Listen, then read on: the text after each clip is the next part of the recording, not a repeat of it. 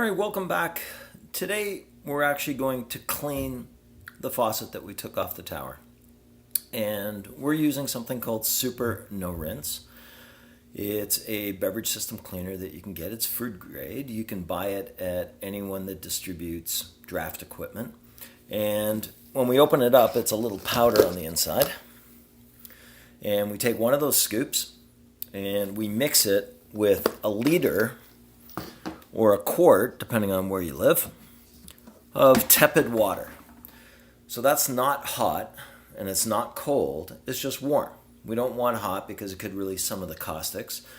But what we have to do is we have to go in and we have to clean all of these things individually. So I'm going to let them soak in there for about an hour, but we're also going to use this brush to get on the inside and scrub everything.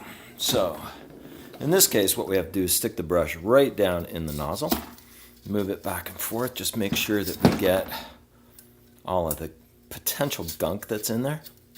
Just give it a nice clean. We're going to clean in the top as well. Make sure you wear gloves.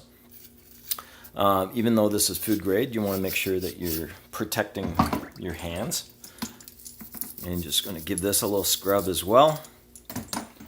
Everything that's going to potentially touch the beer, get bacteria in it, we want to clean. All of these nuts. And we're going to give it a little scrub and then we're going to put it back together again. And in the end, it doesn't take very long to actually clean a faucet. The biggest part is I think that you should leave it in here for a little bit of time. 20 minutes. You can leave it in for an hour if you want. Clean it, dry it, put it back together. Next time, we'll take a look at the entire draft system that we're going to use and start dissecting it bit by bit so that you have a better understanding. See you then.